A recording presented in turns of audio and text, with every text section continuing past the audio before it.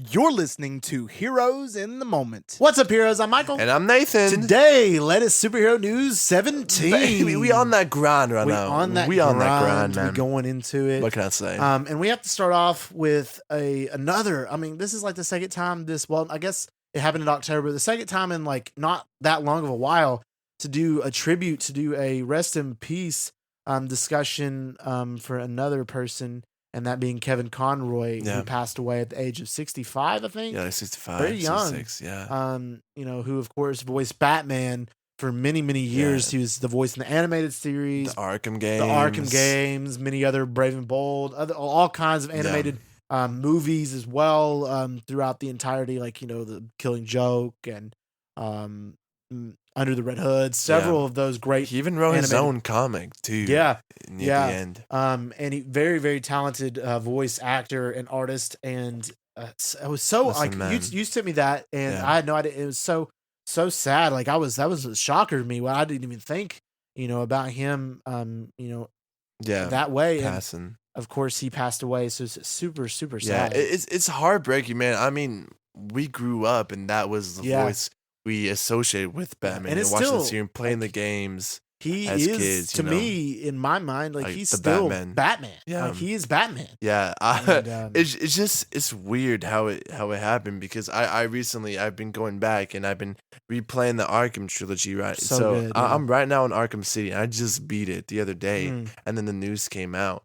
But I was telling you, I think the best iteration of Batman ever is the Arkham games. Right. Like I really do. And he's the one who and exactly. And that's his voice. Like that's him. So that's Batman, to hear about him passing, it's so heartbreaking. So thoughts and prayers to his family and loved ones. But definitely. he left behind a really awesome legacy in this entertainment world. He played Batman longer than anybody else. He had this most successful career as Batman. Just crazy. I mean, he was 59 recording Arkham Knight lines, like, and it never faltered either. Never. It's crazy. Same voice, same thing. He even portrayed Batman in the Arrowverse as well, in the Crisis on Infinite Earths. So that was also very cool to see his first live action portrayal of Bruce Wayne. Yeah. But yeah, it was a very great artist, and just rest in peace. So a little moment of silence there for Kevin Conroy. All right. Now to get into our other news, we have a very, very good one for you guys today. We're going to go into MCU news, and among the MCU news, we're going to actually, with the release of Black Panther Wakanda Forever, do an updated. We've done this before, but we're going to do an updated version of our MCU top 10 movies. All right. And then we're going to go into a little bit of Sony Marvel news, DC news, and Star Wars news to conclude. So we're excited. So right off the bat with MCU news, we have Tom Holland, Spider-Man himself, has signed a brand new contract for 6 upcoming MCU projects. Wow. That would put him at the most. That would put him at the top of most projects out of anybody. I think even over Robert Downey. Holy, because Robert Downey had the 3, right? Then he had the trilogy. He had the 4 Avengers movies. Yeah. Civil War, Homecoming. And then Spider-Man had Civil War, his trilogy. Yeah. 2 Avengers movies.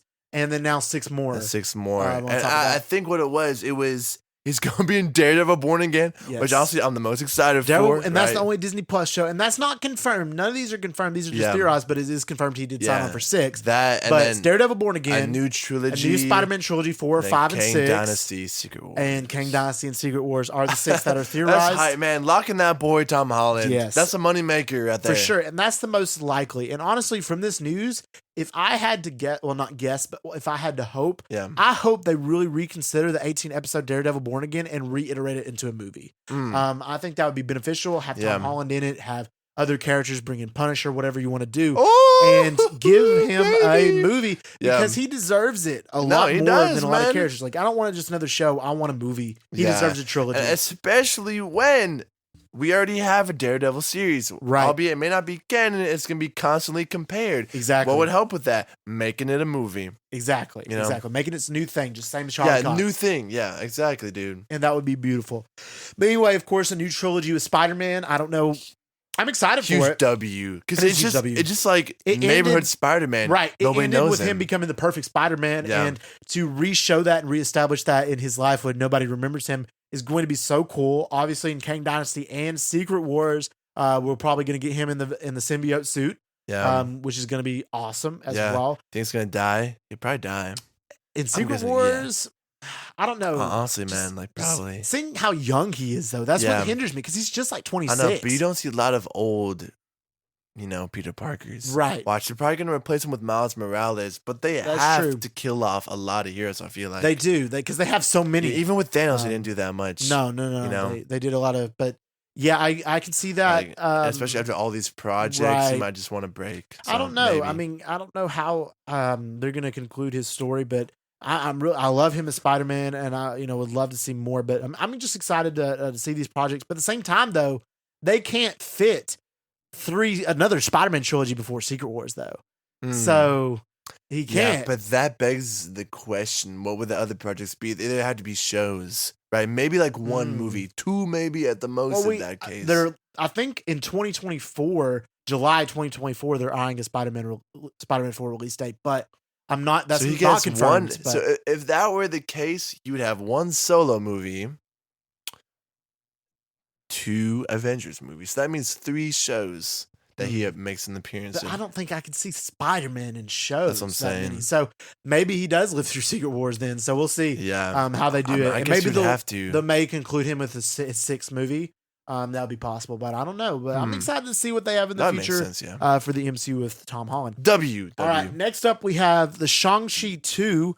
Has already been confirmed by Shimu Limu, but the title has been reportedly trademarked. What is it? That's news. What is it? So Shang-Chi 2 has been reportedly trademarked title of Shang-Chi and the Wreckage of Time. Wreckage of Time. I wonder what that could possibly How mean. is time gonna play in with Shang-Chi? Christopher Nolan directing? Question mark. Bro, listen, Marvel fans ain't ready for Christopher Nolan, no man. Way. But I don't know. It seems more like a strange concept. That would be dope. Doctor Strange and the Wreckage of Time. Well, exactly. Dope. Like he has powers over that. Shang-Chi and the Wreckage of Time. This is not confirmed, but it's trademarked.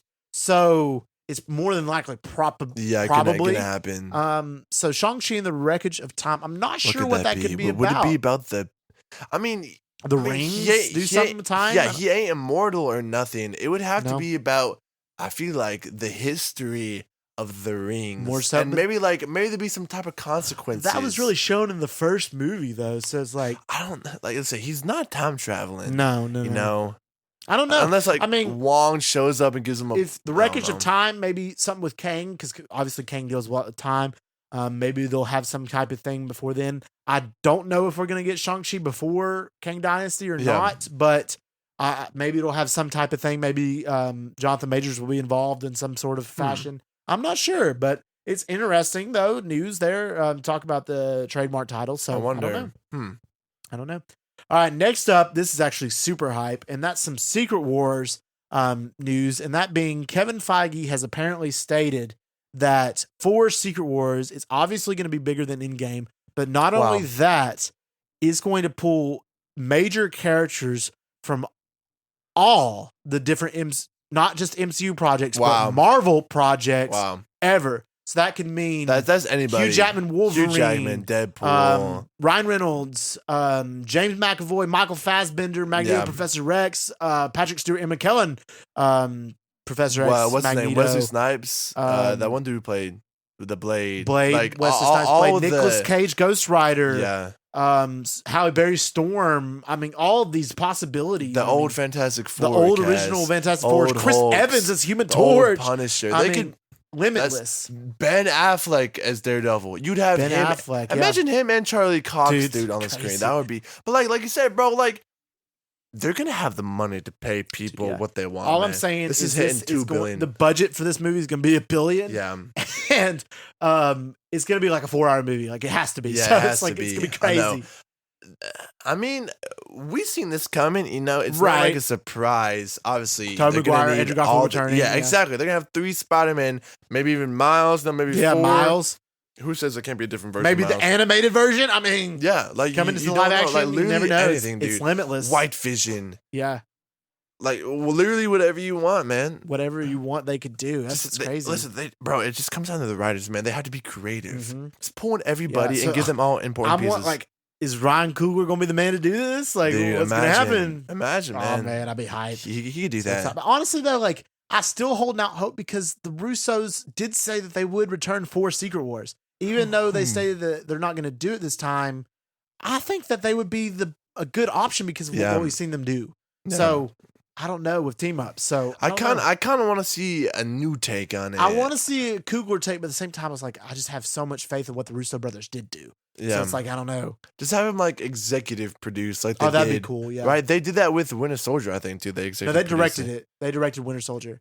The what movie did they produce? They produced one movie that was really good in the Marvel universe. I'm not sure. But they didn't directly direct. They directed 4 MCU movies in total. Yeah. And they're all bangers. Yeah. And they're all like big, team up, big team except for Winter Soldier. That's the only one that's not. But the recent stuff, I don't think nearly has been as good as their past stuff. Right. But like you said, they have a proven track record. Right. So we'll see. I mean, I'm just excited nonetheless for Secret Wars, but we still got a while. No, what's that, like 2020? 26, so like 4 years. Dude, in 2026, I'm going to be 26, dude. That's insane. I'm going to be 24. Ugh. Dude. I hate that. I know, that's a big old, man. All right. Wow. Next up, now we're getting into our updated MCU top 10 list. There's 30 MCU movies total now, which is insane. 30? After Endgame, there was 23, so Phase 4 added 7. And Phase 4 was booty. Not completely. For the most part. Not completely. It was the weakest phase, in my opinion. Quality. Well, it's just because it was dipping their toes into different waters. Yeah. I mean, they were trying new things. Let's see. Did the fans like this? Miss Marvel? Okay, they don't. Yeah. Do the fans like this? Bro, no. Yeah. Some of it, though, was really good. Yeah. But we got to add some of the movies. But real quick, before I get into it, I will say there are 2 MCU Phase 4 movies in my top 10. The majority are top 3. Yeah. I think I've got like 2 from Phase 2 and then like 1 or 2 from Phase 1. So it's exciting to get into that. So where does Phase 4 start again? What does it Phase start with? 4 movies? Yeah. It started with Black Widow, movie-wise, but it started with WandaVision as a total. Okay. I think I only have, let me check here. I only have 1. You have 1 Phase 4 movie? 4, yeah. That's interesting. Only 1. That is actually really interesting. I told you it's a weird list. It is a weird list. So, I already know exactly what you do. All right. So, number 10, I'll start us off today. Yeah. At my number 10, I have Spider-Man Homecoming at my number 10. It's a really good movie, really down to earth tone. Yeah. What this beat out and what the other MCU movies out is Ragnarok and Black Panther 1 are no longer in my top 10. These kind of booted them out. So these other movies that were added booted those 2 out of the top 10. So, and Iron Man. No, what did you say? I said Ragnarok and Black Panther 1. I misheard you. I did not say Iron Man. Okay. But those 2 are booted out of my top 10, and Spider-Man Homecoming is my number 10. Number 10. I'm going Civil War. Okay. Civil War is 10, and it hurts me to say that because Cap and Bucky are my 2 favorite characters in the universe. But the reason why it's on the fringes, it's because I never felt, and still to this day, that there was any real stakes. Even Bucky, my favorite character, I never feared that he was actually going to die because I knew he had more movies on his contract. You see these 2 super-powered teams fighting each other, and the worst you see is Rhodey in his legs, but then later he's completely fine. Right. So nothing really ever happens in the movie. Yes, Zemo splits them up, but guess what? They get back together 2 movies later to kind of nullify that. So if the stakes were bigger and if they had a couple deaths, this would be a lot higher. Okay. So that's why it's 10. I can understand. All right. At my number 9, I have Black Panther Wakanda Forever. Yeah. I love this movie. It was a great addition. It comes in number 9 at my list. The only reason, this one and my number 8 are interchangeable at this point. Okay. But I have to see it again to really nullify it. So it could go to 8. Yeah. But I can't go higher, I don't think, than 8 compared to what I have later. But they are interchangeable, but I feel like it's a solid number 9 for me. It's a great movie. All right. Number 9, I have Endgame.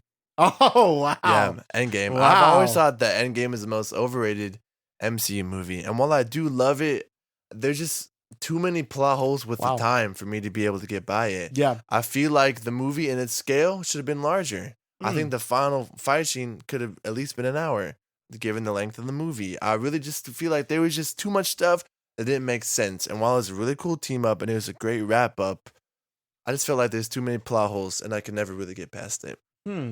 So plot wise, I'm going with that. That's a take. Endgame at 9.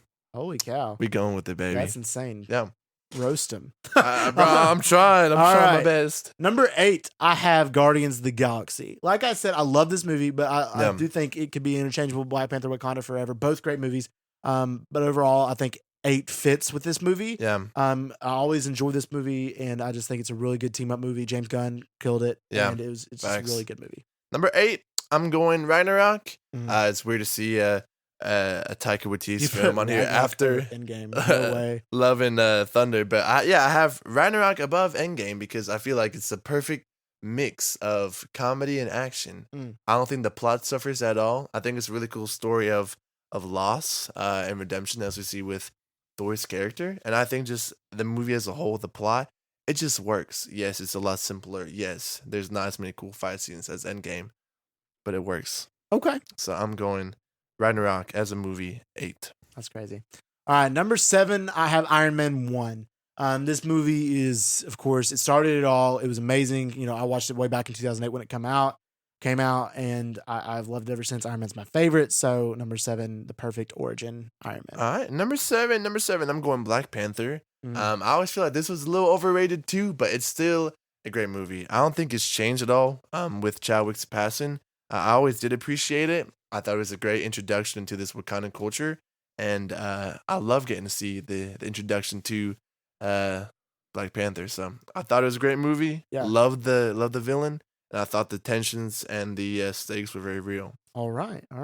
Number 6, I have the Avengers, the first one. The first Avengers, the first major team-up movie. Again, yeah, this movie can get cheesy as time goes on and you rewatch it and all that stuff. But at the same time, nothing can defeat what 10-year-old Michael was feeling watching this for the first time in theaters, seeing all these characters come together for the first time. It was amazing, and just I really enjoyed this movie, and I still, to this day, it still holds up in a lot of senses. So I have it at number 6. Number 6, I'm going Wakanda Forever. So just one spot back to back, Black Panther, yeah, exactly, back to back. I do think it's a little bit better because I think the writing's better. Yeah. I don't know if it has better action, but I do think the character development and the writing are both in favor of Wakanda Forever. Yeah. As we said multiple times, it had to overcome a lot more challenges, which, like I said, it produces a greater quality when it's sharpened. So, number 6, I got Wakanda Forever. All right. Coming in at my number 5, I have Captain America: Civil War. All right. Again, this movie is just really cool, seeing these two perspectives going against each other, Iron Man and Captain America, which I relate to both perspectives. Of course, Iron Man's my favorite, but Captain America, I understand his side as well. Yeah. So it's really cool to see that, and the characters coming together in this cool sense. Was really awesome to see. Plus the introduction of both Spider-Man and Black Panther to the MCU was really nice. Crazy. Number 5. This one honestly has bumped up the most since I made my last list, which was like a year ago. Okay. And the more I've thought about it and watched it, the more I've liked it.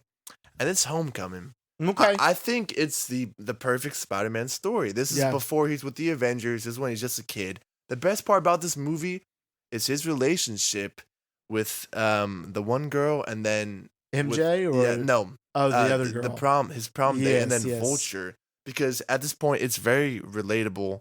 Because, bro, the girl he likes, her dad is a bad guy. So it's a very simple, grounded plot. Like it's simple. It's simple. You got a small little team. He's just a regular old high schooler. Doesn't have no gadgets or nothing, and he's going against the dad of this girl he really likes, who is convinced he's doing the right thing. Right. So the more I thought about it, the more I've really loved Homecoming. So I have it at 5. That's really weird, and it kind of stabs my heart thinking of what you've put it over. But I'm not going to say anything. It's crazy. Number 4, I have Captain America: Winter Soldier. At number 4. Again, this is an amazing movie. I know you love it, and it's again the political drama factor of it, the action, the whole sense of that is just really captivating. So number 4 for me. Number 4, I'm going to Iron Man. Iron Man has always been one of my top 5. A perfect introduction, a perfect solo. Could have worked as a solo movie too. Amazing. Robert Downey Jr. kills it. Love the simple, grounded aspects of the terrorist, and then him embracing his role at the end. Great character development. So Iron Man at 4. All right. Coming in my number 3, I have the Spider-Man: No Way Home. Okay. Again, I absolutely adore this movie. The fan service it accomplished, and not only that, the plot it has, the villains phenomenal, and Green Goblin, the just bringing back all 3 of the Spider-Man, and just seeing that all come together in fruition, and nothing can beat that time. So Spider-Man No Way Home at 3. All right.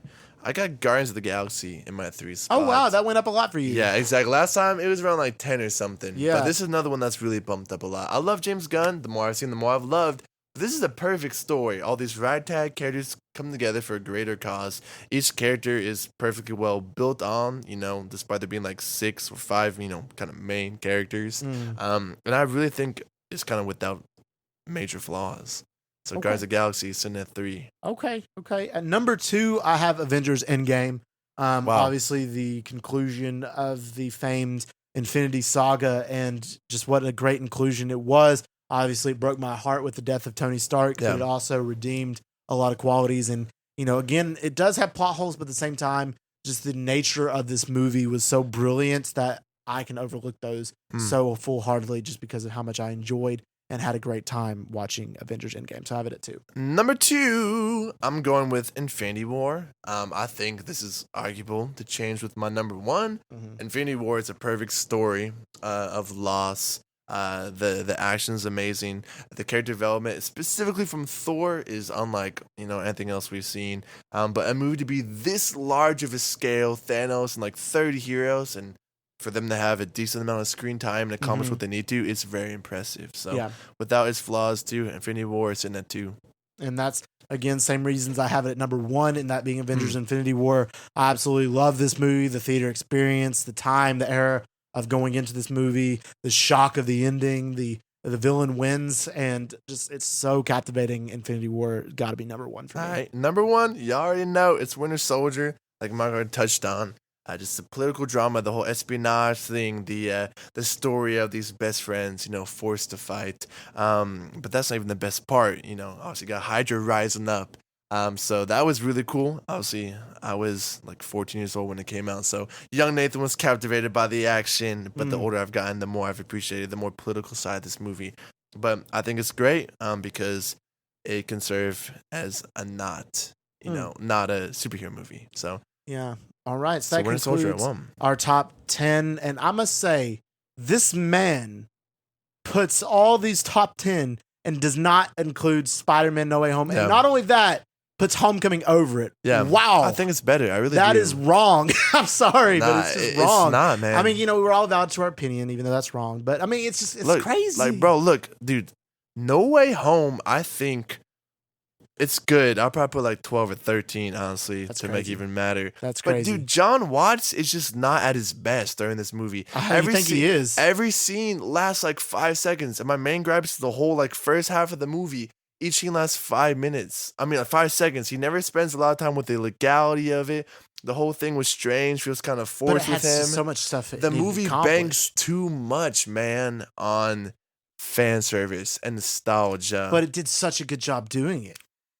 I think it could have done a lot better. I think Homecoming was his first. I thought that was a more grounded and more simple story, and I thought it was better accomplished what it was trying to do. Hot take. So I'm keeping it out of the top 10. You're valid to your opinion, but man, I disagree. Dude, well, see, I've seen this movie more than any other movies except for Winter Soldier. Yeah. I saw it 4 times in theaters now. Yeah. That's insane. So I'm getting a thought. That's insane. All right. So next up in our news, we got to go to Sony Marvel. And that being the Kraven Hunter test screenings went apparently well. They're not saying like it's a great movie, but they're saying it's actually pretty decent. So yeah, I mean Sony Marvel action movie, all you need is cool characters, a semi-decent plot, and cool action. Yeah, and Aaron Taylor Johnson essentially. So I'm gonna go see it. I think it'll be good. So we'll see. I don't have a lot of hope. 7.5. You think you're gonna give it 7.5? Yeah, already, dude. It's never too early. I think I'm gonna give it a 6 right off the bat. 6 to 7. I say it's pretty solid. Yeah. All right. Next up, moving over to DC related news. This one's actually super hype, and that being Warner Brothers Discovery CEO has reportedly met with the Christopher Nolan and the Steven Spielberg about doing or maybe running Man of Steel 2. Wow. Holy cow, what a pair. Wow. Wow. I mean, you're talking about some of the best directors of all time. Yeah, of all some time. of the best accomplished. Arguably like top 5. Arguably top 2. I mean, in Christopher Nolan and Steven Spielberg. It makes me wonder if he's talking to both of them. Would it be like a joint project? And if I so, think one would direct, one would produce. One would executive produce. Yeah. And if I had to guess, I would say because Christopher Nolan did executive produce Man of Steel 1. So if I Spielberg had to directing, right, Nolan producing. So, I think that'd be better too because he throws some like weird time concept with it. Yeah. Superman would just be like going around the world. Yeah, going around the world, trying to save Lois, going with that time is salvation. Dude, it would be the theme. With this being said, Man of Steel 2 has the potential to be the best superhero movie of all time. Literally, like legit. Like, maybe I'm putting my faith in too much, but these are two of the most accomplished best directors ever. What other superhero movie has had a director on their caliber? It's never been done before. No. All the other ones, they're good. They're decent. They're below average. They're just starting out. They've never had a Nolan. No, well, at least in Marvel, in the Dark Knight trilogy. Dark Knight, but that's the only exception. Right, and this is Superman, so it's like, Well, better than Dark Knight, probably not. Dark Knight's a top 5 movie of all time. Who knows? But knowing them two, they might could come up with something that goes like crazy. You never know because I want to, but I'm skeptical. You talking about it being top 5 all time? You know how unlikely that is. It's very unlikely. Dark Knight is amazing. Exactly. I mean, it's very crazy to say this, but I feel like it's overdue to have one that could outdo it. Well, they have the resources. They have the receipts, and this is, of course, this is completely rumored. This is not confirmed that they're going to be running this movie, Nolan and Spielberg. But at the same time, imagine they do it, and something's got to dethrone Dark Knight sometime. And what if this is it? I mean, I'm just saying. Wow. It could be. That's a bold prediction. It is bold. That's very bold. It may not. It very well may not. It could suck. I don't know. Man, I want to see something like that. I do. Especially they have the recipe. They'll have the cast. With those with Henry Cavill, bring back Amy Adams. You got some good stuff going. Yeah. We'll see. They could throw in whatever villain they want. Exactly. Honestly. It could kill it. All right, next up, James Gunn, who is the CEO of DC Studios now, which is crazy to say. Dude, Captain for now Gunn, anyway. Man. And he teases the possible Lobo project in the future, which honestly, this is an L. Lobo? Bro, who Lobo? Lobo you would love, but just because the fact this is an L because it's too early to introduce this character. Lobo's like a very dark anti-hero villain kind of like, I think I like not Lobo. Afraid to kill her.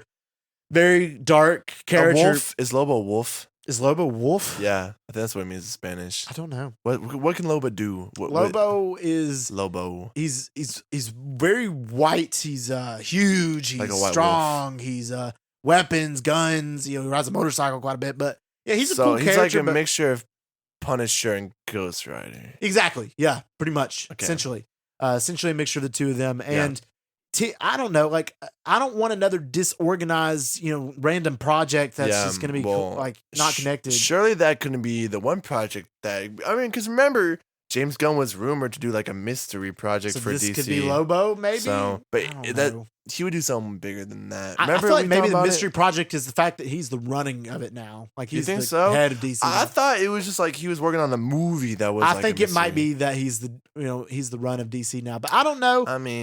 I trust James Gunn, but at the same time, I don't want another random movies that aren't interconnected. Yeah, but think about it, man. Like no one knows who Lobo is. But he also, quite a few people know. Lobo's pretty popular in DC world. That's what James Gunn specializes in. He's taking characters that, C-list. You actually might recognize him if I Google him for you real quick. But yeah, I agree with what you're saying. Would I know Lobo is the question at hand. This dude.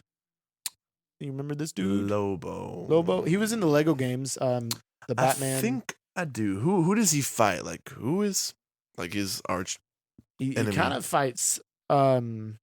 He's kind of like one of those characters that's like villainous hero. Like, Lobo Creed. He's a mercenary and bounty hunter. Dude, he looks pretty fire. He's clashed with Superman, and he's dude. He looks emo. Yeah, he is. He's a cool guy. Yeah. So Jason that's Momoa possibility. As So we'll see. That's Lobo. Yeah. Sorry, Aquaman. Jason Momoa says DC fans would be very excited amid Lobo rumors with James Gunn. Imagine they do Jason Momoa as Lobo and Aquaman.